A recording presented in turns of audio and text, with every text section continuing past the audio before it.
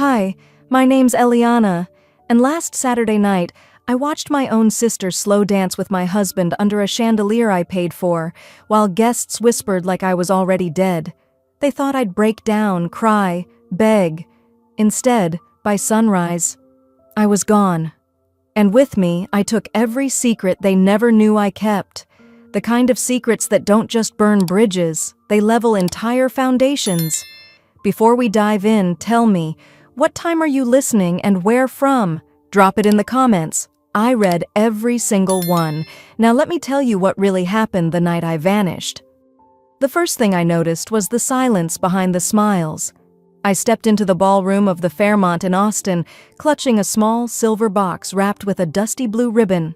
Inside was a bracelet I'd custom-ordered for Melis, a pale aquamarine stone set in gold, her birthstone. It wasn't expensive, but it carried a quiet weight. Like me. I wore our mother's old pearl pin on the collar of my navy wrap dress. The fabric was soft and modest. I hadn't bought anything new for the event. Truthfully, I hadn't even planned on coming, but something in me, perhaps old duty, perhaps the last shred of hope, pushed me through the doors. The air was filled with champagne giggles and piano jazz, but when I walked in, conversations faltered, just for a second, then resumed, like nothing had changed. "Hey, Eliana," someone muttered with a distracted half-smile. I nodded back, unsure if they were actually speaking to me. No one offered to take my coat. No one reached for the gift. I stood at the entrance for what felt like too long, clutching the box like a lifeline, my fingers going numb. I scanned the room for Melis, my sister, my only sister, my beautiful, dangerous sister. She was across the room, laughing, radiant under the chandelier. Cassian, my husband, stood beside her, his hand resting far too comfortably on the small of her back. I walked in farther, found an empty spot near the drink table, and took a sip of water. Not wine. Not tonight. I told myself I was just here to celebrate, to smile, and to leave early. No trouble, no fuss. That promise broke 10 minutes later. The music slowed. From the stage, someone announced, "A special dance, just for our glowing bride-to-be." Bride-to-be. Melis turned, her sequined gown catching the light like ice. Cassian held out his hand to her, bold, casual. And she took it, like she'd been waiting. They stepped into the middle of the room, under a pale spotlight. The music began. Frank Sinatra, of course. "The Way You Look Tonight." A love song. They moved like they'd done it 1,000 times. She leaned into him, her head against his chest. He whispered something, and she laughed like a schoolgirl. The kind of laugh that made people turn and smile. People began recording. "She's really close with him, huh?"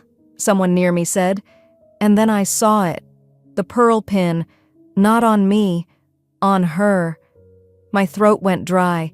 The pin. I had handed it to her last Christmas.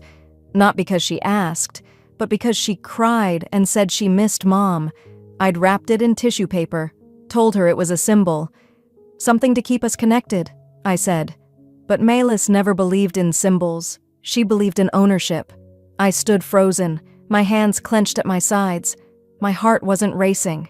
It was folding in on itself. Cassian caught my eye. For a second, I thought he'd pull away, that he'd feel some sliver of shame. But no, he smirked, like a man who knew he wouldn't be challenged. He twirled her. Laughter erupted around them. Phones caught every angle. Someone said behind me, "Isn't that her husband?" Then came the toast. Melis stood by the stage, a flute of champagne in one hand. "Thank you all for being here tonight. To my amazing family, my incredible fiancé, Cassian, you've been such a support through everything." There was clapping. No one turned toward me. My name was never spoken, not once. I set the gift box on a table. I didn't drink the wine, didn't touch the food, didn't say goodbye. I walked out into the Texas night with nothing but the dress on my back and a silence so loud it rang in my ears. And that's how I disappeared, before the cake was even cut. That night, the world thought I'd just gone home. They didn't know I had a plan. I drove through the quiet streets of Austin with both hands steady on the wheel, though nothing else about me felt steady. My phone lit up on the passenger seat, Cassian's name flashing again and again. No voicemails, just calls. I didn't answer. I didn't even turn it face down. I let it blink, fade, then blink again like some pathetic flare from a man who knew the ship was sinking and still tried to act surprised. The yellow glow of the streetlights blurred into streaks as I passed. I wasn't crying. I hadn't cried all night. It wasn't numbness. It was more like preservation, as if even my tear ducts knew I had to keep everything contained until I was safe. But the images kept cycling like a broken film reel, her fingers on his chest, his hand settling too low on her back, that smirk, and the pin, that damn pin, winking under the lights like it belonged there. By the time I turned into the cul-de-sac, the world was asleep. My porch light was off. Cassian's truck wasn't in the driveway. Inside, everything looked the same, too much the same. I kicked off my shoes and dropped my clutch on the console table by the door. My heels had left faint blisters I hadn't noticed earlier. As I passed the hallway, I noticed his duffel bag was gone. It wasn't his usual overnight gym bag. This was the larger one, the one he used when we went to Arizona for our anniversary, and the drawer where he kept his spare car keys, cracked open, empty. I exhaled through my nose and set my keys down. Then I checked my phone again, this time with purpose. One new voice memo, not from Cassian, from Melis. I sat on the edge of the couch before hitting play. Her voice was syrupy, slurred just enough to betray the champagne. You were never meant for him, Elle. You were just the preview. There was a giggle, muffled music, the faint clinking of glasses. I mean, come on, you saw us tonight. It's like we finally got to stop pretending. The message ended with the sound of someone calling her name in the background, probably Cassian. I stared at the wall across from me for a full minute. Then I forwarded the voice memo to both my work email and my backup drive. I also saved it to the cloud under a new encrypted folder named For Later. When I stood, I noticed the hum, a kind of quiet that didn't belong in a house with two people. I walked through the living room and down the hall toward the bedroom. As soon as I opened the door, I knew. Half the closet was empty. His drawers, yanked open, some still dangling crookedly, were stripped of everything: belts, socks, dress shirts, gone. I opened the bathroom vanity. His toothbrush was missing. The cologne I bought him for Christmas, gone. The expensive hair trimmer he swore was too fancy to travel with, gone too.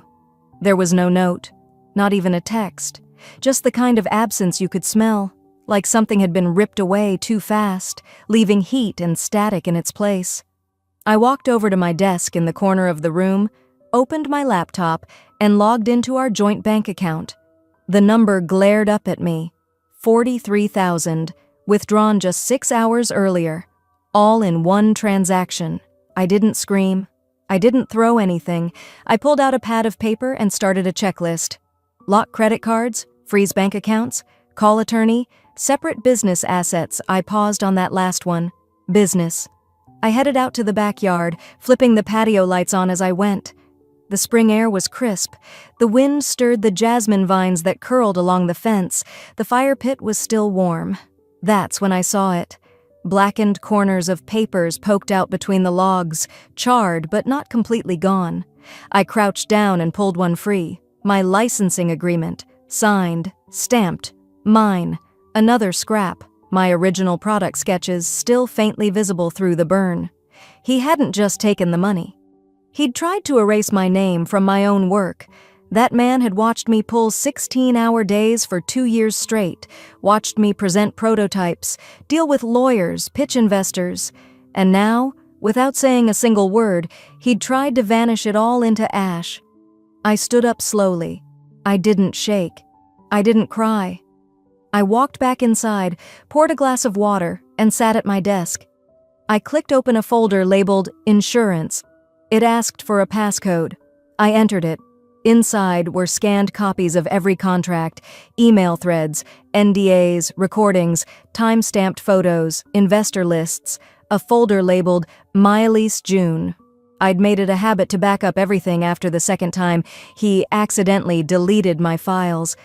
The night felt heavy, but my chest felt still, settled, like something ancient had shifted. I had let them rewrite me once, but this time, I'd be the one holding the pen. The next morning, I didn't cry. I documented everything. I had slept for maybe 2 hours, if that. When the sky started to lighten just past 5:30, I was already in the kitchen, standing at the window watching the edges of the clouds burn pink. My coffee sat untouched. It had gone cold long ago. The house felt empty, not just in the physical sense. Cassian's belongings were gone, but what struck me more was how the silence echoed inside me, as if something that had been buried for years was finally clawing its way up from the floorboards. My phone vibrated against the counter. I didn't even look at the screen until it stopped buzzing. One message from my mother. "Did you cause a scene, Eliana?" Not, "Are you okay?" Not even a, "What happened?" Just that. "Did you embarrass the family?" It was such a classic line that I almost laughed, but there was nothing funny about it anymore. Nothing surprising. I deleted the message, and yet the memories came anyway.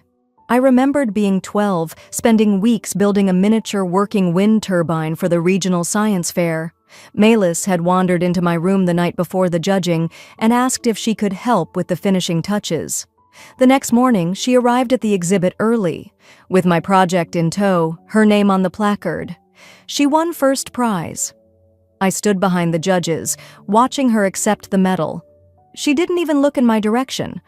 Or the time we celebrated my high school graduation at a restaurant, and my father raised his glass to toast Melis for always making the family proud, even though the night was supposed to be about me. His reason? Melis just presents herself better. Every milestone that should have been mine had been diluted, blurred, or outright stolen. And I'd kept telling myself that being the bigger person was noble. That humility was strength, that love, even when it went unreciprocated, still counted for something. Maybe it did. But what it didn't do was protect me, because last night wasn't the first time Melis had crossed the line with Cassian either. I'd seen the signs. At our engagement party, she'd brushed a stray eyelash from his cheek. I'd caught her fixing his tie before I could even reach him, and I remembered the way she looked at me when I noticed, like I was in her way, and I, naively, desperately, had chosen to believe her smile was just teasing, just family being close. I'd once told myself that I was just sensitive, that I was reading too much into things. Cassian had said so too. But when I sat on the edge of the bed that morning, I remembered something else, a therapy session from about a year ago. I'd been exhausted, on the verge of burnout, and my friend had insisted I try speaking to someone. The therapist had asked me, "Eliana, do you feel invisible in your own marriage?" I laughed at the time, shrugged it off. Now, the words clung to me like cold breath on glass. Not just invisible, but erased. In my mind's eye, I replayed the moment Melis leaned in and whispered something to Cassian on the dance floor. He'd laughed. She'd smirked. It had seemed meaningless then.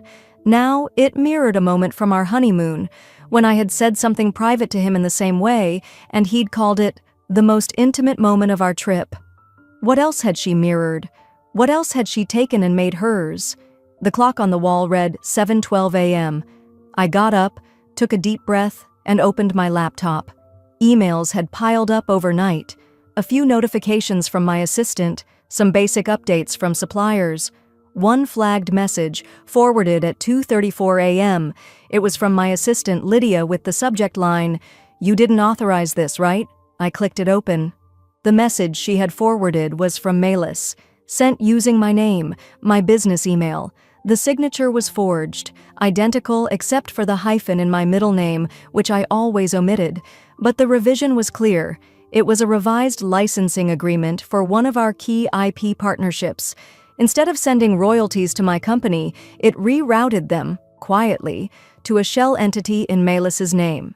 It had been prepared and sent to the legal department just hours before the engagement party.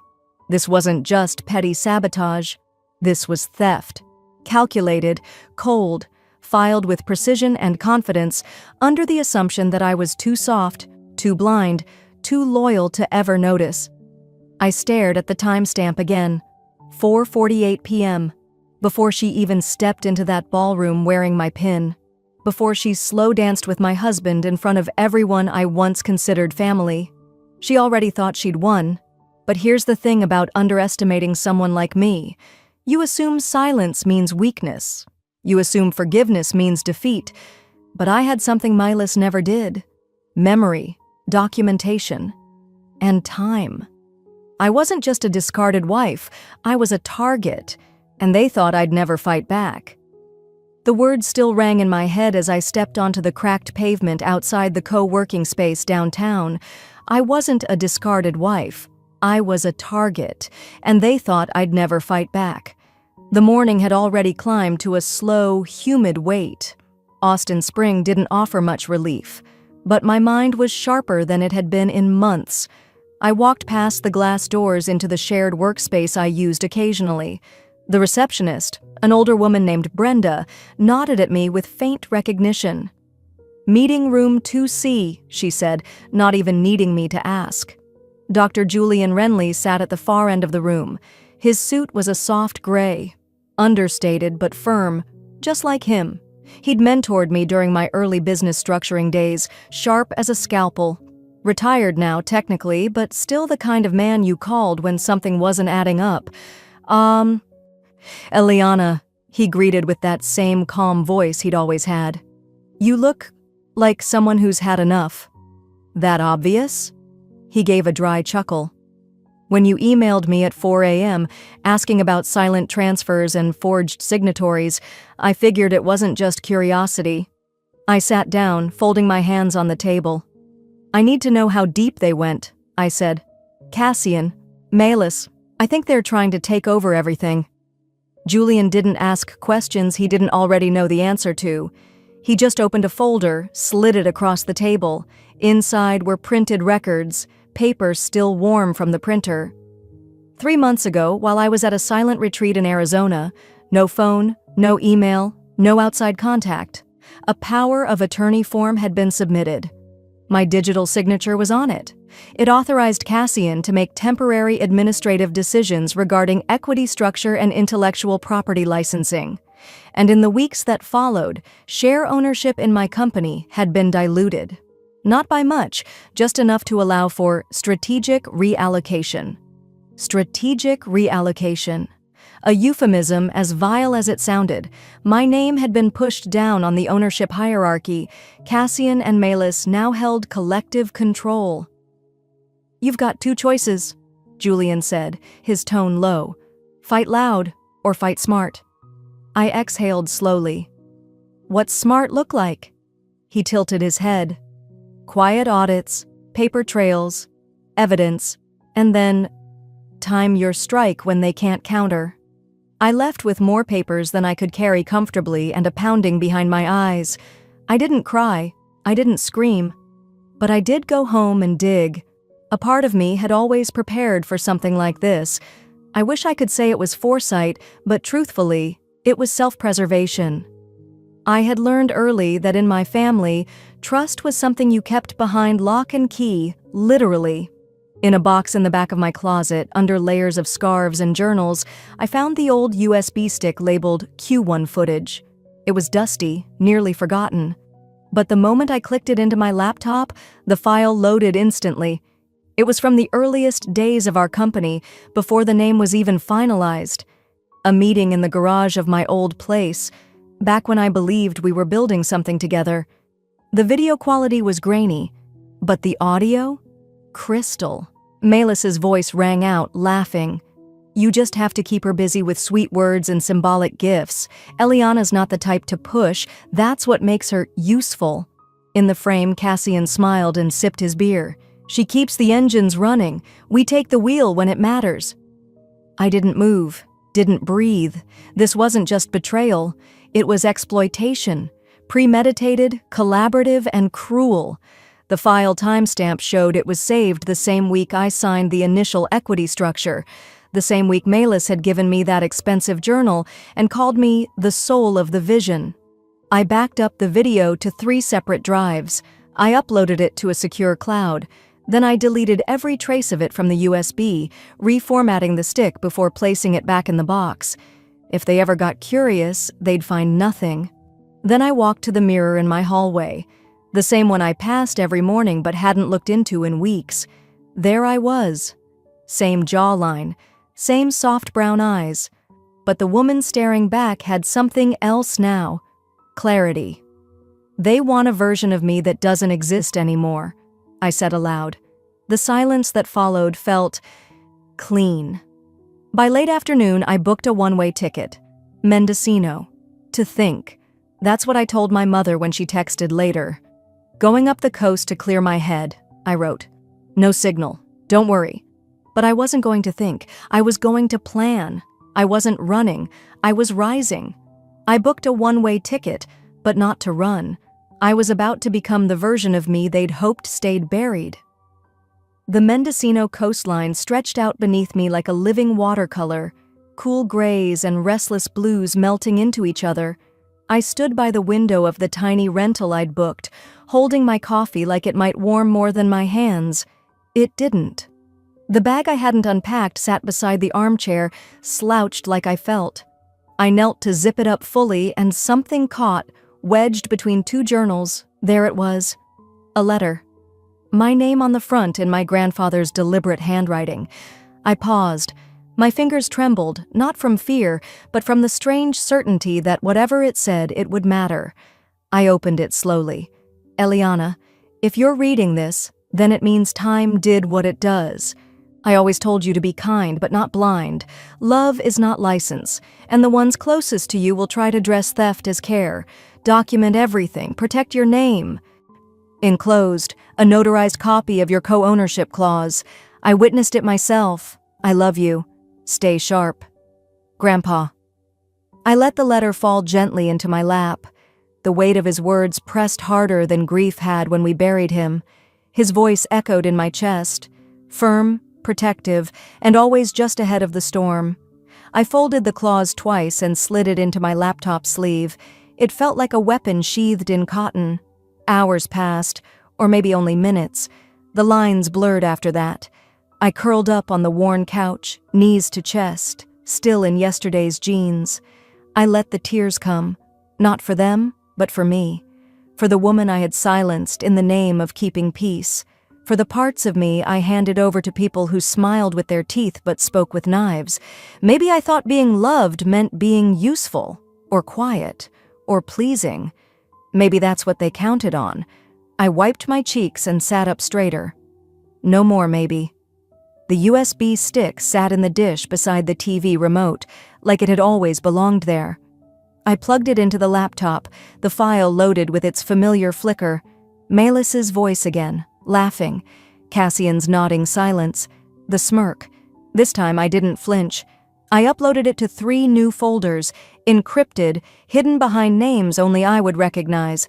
One set was cloud-based, the second offline. The third, stored on a drive tucked beneath the wooden floorboard under the fridge. If someone ever tried to erase me again, they'd find themselves chasing smoke. The next morning, I didn't tell anyone where I was going. I dressed in black, simple, sharp. I looked in the mirror and didn't recognize my own eyes. Then I drove down the coast, letting the miles stretch out the knots in my chest. By the time I stepped onto the rooftop in Oakland, the sun was beginning to tilt toward dusk. The city buzzed below like a secret everyone was in on.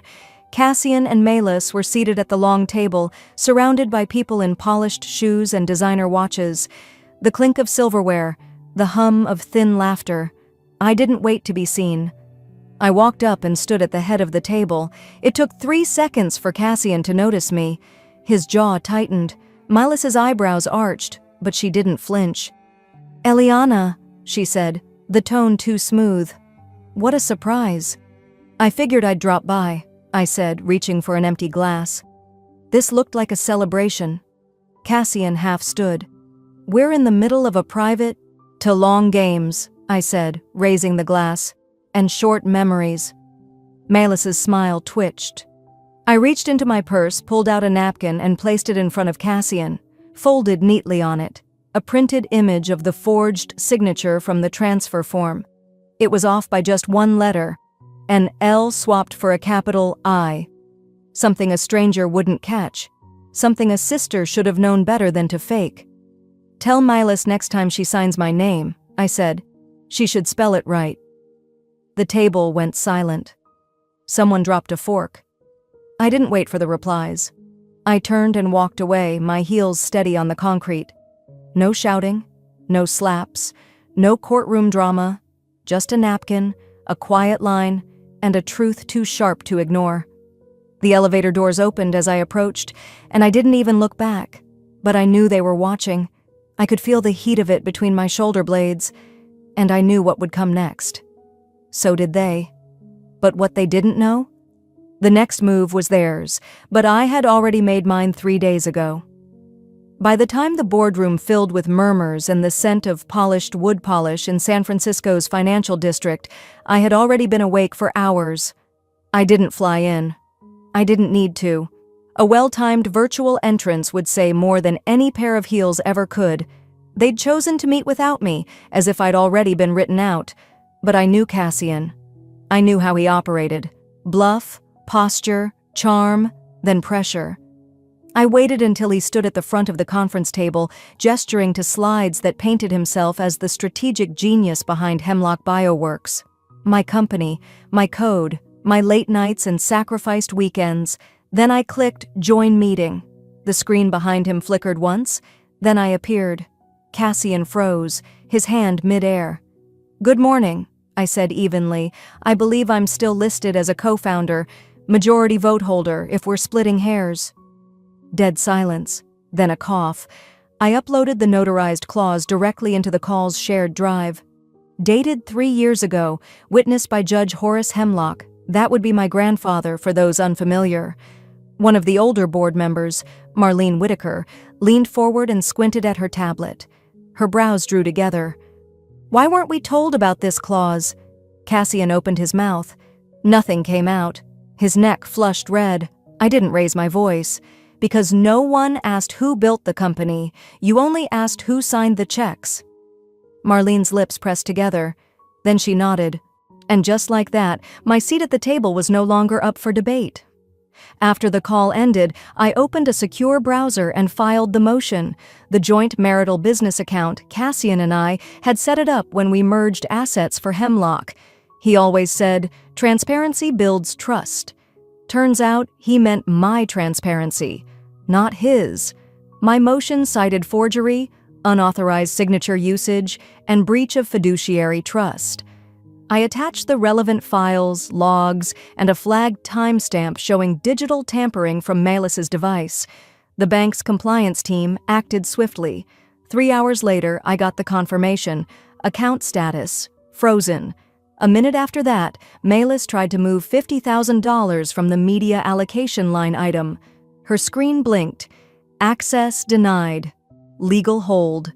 Authority, E. Hemlock. I imagined the look on her face, the clenched jaw, the manicured finger tapping her phone screen in disbelief.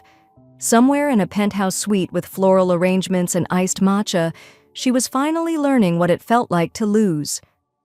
Cassian texted at 11:47 a.m. "You've made your point. Back down before this gets ugly." I stared at the screen, then typed, "You're mistaken. That wasn't my point. That was just the introduction. No emoji, no signature, just facts." I scrolled to the contact saved under Grandpa's name. Not him, of course. He was gone. But his longtime clerk, Edmund Reyes, had become a federal ethics auditor. He'd always said, "Corruption leaves fingerprints. You just have to know where to dust." I called. He picked up on the second ring. "Eliana?" "I need help reviewing some asset movements," I said. "And I have a list of board votes that, well, they feel more like patterns than strategy." His tone changed. "I'm listening." We set a time. Later that day, I took a slow drive north. The coastal traffic gave way to winding turns and sun-dappled silence beneath the redwoods. I rolled the window down, let the breeze comb through my hair. A voicemail I hadn't played in years surfaced from my saved archive. It was Grandpa. His voice crackled with that calm certainty that never faltered, not even in his final months. "You are not hard to love, sweetheart. You are hard to fool, and that's a blessing in the right hands."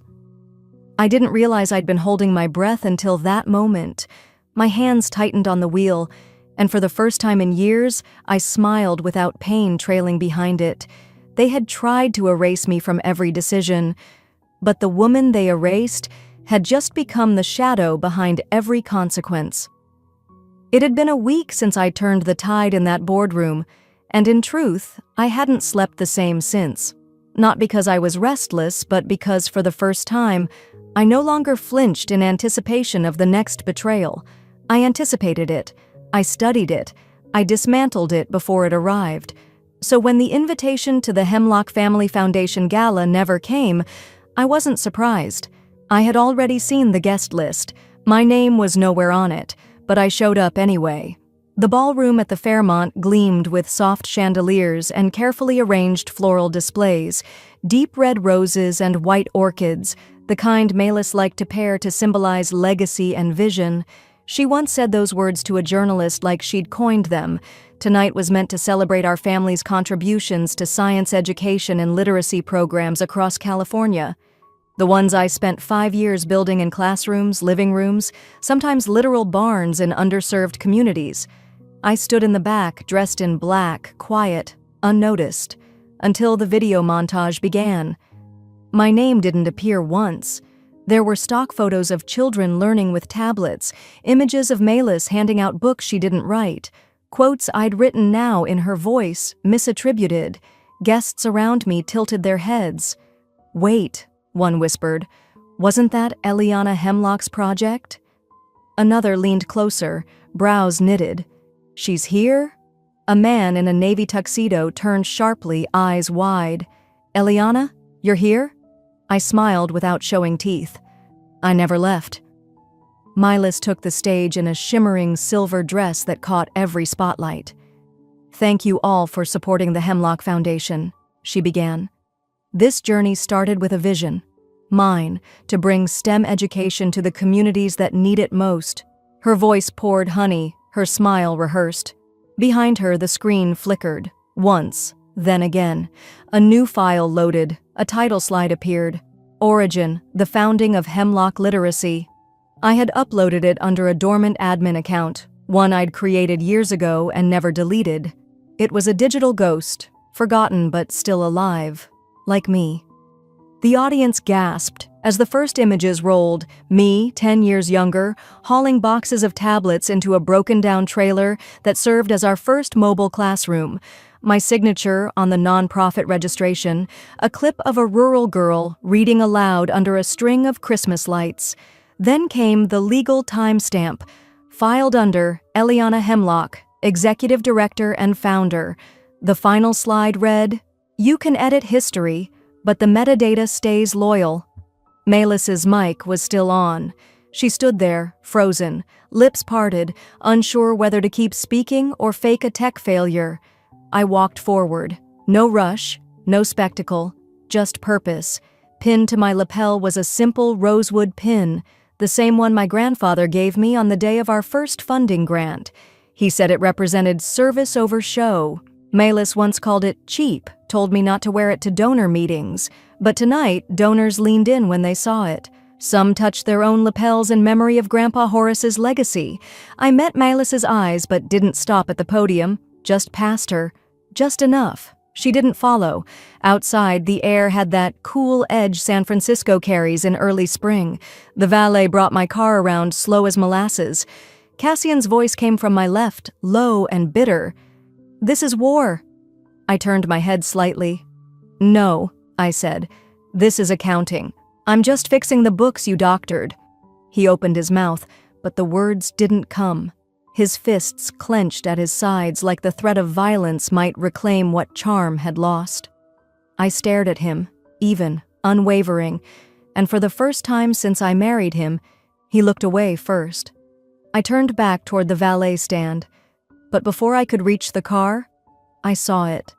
A streak of deep red under the wiper, a single envelope, and on the front, In Melis's handwriting were the words, "I warned you not to humiliate me." The envelope was the color of dried blood. I didn't open it right away. I just stared at it under the street lamp glow, my breath fogging against the cool glass. Something in me already knew it wouldn't be another insult or veiled threat. It would be war, open, legal, and cruel. Inside was a court summons, filed under emergency motion, request for temporary custody of minor, petitioners, Melis Hemlock and Cassian Hemlock. Allegations: mental instability, emotional neglect, unfit parental capacity. They hadn't just tried to erase my name, now they were trying to steal my son. I didn't sleep that night. I packed my documents, set 3 alarms, and pressed my grandfather's rosewood pin into my blazer like armor. At 9 a.m., I walked into the San Francisco County Courthouse, jaw locked and breath steady. The courtroom was half filled, mostly lawyers and quiet watchers, but it might as well have been a stadium. Across the aisle, Melis and Cassian sat shoulder to shoulder, their lawyers flipping through glossy folders. They didn't glance at me. The judge, a woman in her 60s with silver-streaked hair and eyes that had seen through more lies than she'd ever bother counting, called it to order. The first blow landed fast. A printed copy of Therapy Concerns dated 6 months ago, notes from a session that was never public, never shared. I knew that file. I knew the handwriting. It was my old therapist's, and it was stolen. Cassian's lawyer claimed concern. Given her isolation, her recent outbursts, and questionable decisions, we fear for the child's well-being. Melis added with a practiced tremble, "She hasn't let anyone see him. We're family. We're trying to protect him." I stood when it was my turn. I didn't shout. I didn't cry. Instead, I opened the folder that had been locked in my grandfather's safe, the one his estate attorney handed me the morning after his funeral, with a single instruction: only open if they ever come for your child. Inside was everything.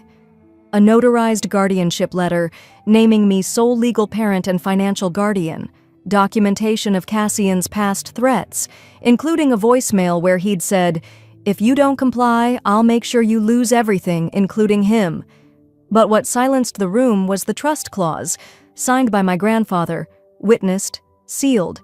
It stated that if any member of the family attempted to sabotage or defame me for financial gain, all inherited assets would be rerouted to me as trustee, full control, no contestation.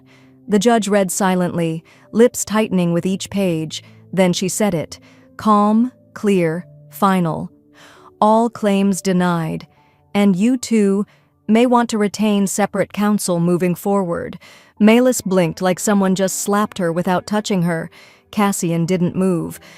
Outside, the world had shifted. Reporters swarmed as the courtroom doors opened. "Ms. Hemlock, is it true they tried to seize your son?" "Eliana, how long were these threats going on?" I didn't answer. I took my son's hand, his small fingers wrapping mine, and walked straight through the chaos like it was fog parting for us. Cassian's law firm released a statement that same hour. Internal ethics review launched. Melis's foundation page went dark by noon, most of their corporate sponsors pulling out within hours. I didn't smile. I didn't need to. My son squeezed my hand. "Are we going home?" I looked up at the sky, blue and wide above the plaza. "Yeah, baby, we are." Later that evening, when the courthouse dust had settled and the press vans cleared, I sat alone on the back porch. The sunlight stretched long over the wood planks. My rosewood pin caught a slant of gold light, the grain glinting. "They danced like I wasn't there," I whispered, more to the wind than to anyone else. "But I was the one who built the floor they danced on. I just decided to pull it out from under them, quietly." The moment lingered, whole. Then came the knock at the door, not the sharp kind, not urgent, just familiar. I walked over and opened it. On the welcome mat lay a single envelope, cream-colored, aged at the edges. My name was written in a hand I hadn't seen in years. It was from my mother. It was the same delicate script I remembered from childhood. curved letters with hesitant pauses, like she had always been unsure how much space she was allowed to take up on the page. My name was spelled in full this time, not the clipped E she used when she was upset. Eliana. The envelope was postmarked from nearly 2 years ago. Somehow it had been buried beneath a stack of probate documents from my grandfather's estate, sealed, misfiled, then found only weeks after the courtroom storm had passed. I didn't open it right away. I waited until I was sitting on a weathered bench overlooking the sea in Monterey, the Pacific crashing below like it had something to say, but didn't care if anyone listened. The late afternoon sun had that golden hue that softened sharp memories into something almost kind. The letter wasn't an apology. It was something far more dangerous. It was honest. Melis needed me more, or so I thought. Maybe because she was louder about it. You always stood on your own, but now I see, standing alone doesn't mean you're not breaking inside. I should have seen that. I should have seen you. I was afraid of your strength, Eliana, because it showed me everything I wasn't. There were no grand confessions, no pleas for forgiveness, just a truth whispered too late. I folded the letter carefully and tucked it into the journal I kept with me now. It wasn't closure, not exactly, but it was the closest my mother and I would ever come. A month had passed since the court ruling, since Cassian's smirk had finally disappeared for good. He left the country the next day, citing professional opportunities abroad. In reality, he was dodging subpoenas. Melis had gone quiet too. Her foundation's site blinked offline with a curt statement, pausing operations for personal reflection. Translation: the donors pulled out, the scandal grew teeth, and no one wanted to be seen holding hands with a fraud. But I didn't follow them anymore. I had other things to build. The counseling center we launched 2 weeks ago bore my grandfather's name, the Hemlock House for Quiet Recovery. It sat in an old converted coastal building surrounded by native gardens and shaded by tall eucalyptus. We didn't take photos. We didn't post stories online. People came when they were ready. We were there when they arrived. I used a portion of the reclaimed estate to fund its first 2 years. No fanfare, no headlines, just a single logo above the entrance, a rosewood pin carved into the shape of a flame. Steady, not fierce. Some of the women who came through the doors recognized the symbol. Most didn't. That was okay. It wasn't about legacy anymore. It was about rebuilding. Today, my son sat next to me on the beach. He was drawing something in the sand with a twig while I let the sea wind tangle my hair. He glanced up and said, "This stick reminded me of your pin." I looked at the piece of rosewood he'd found near the drift line. Small, imperfect, bent slightly in the middle, like it had survived something but still chose to keep growing. I smiled. It does look like it. It reminds me we can grow again. From where we were broken. He laid the twig next to my shoe, careful like it was something sacred. A seagull called overhead. A couple wandered by with their dog. Somewhere behind us, wind chimes from a beachfront cafe played something faint and out of tune. I didn't need music anymore, or crowds. What I had now was quiet, not the kind that leaves you lonely, but the kind you earn. The kind that comes when the fight is over, and you're finally able to sit in your own life, uninvited by anyone, unwanted by none. Because you built this part. Every inch of it. I ran my fingers along the edge of the journal in my lap. The rosewood pin sat inside the front cover now, its weight grounding, not burdensome. Sometimes when the music fades and the crowd vanishes, what's left is what was always real.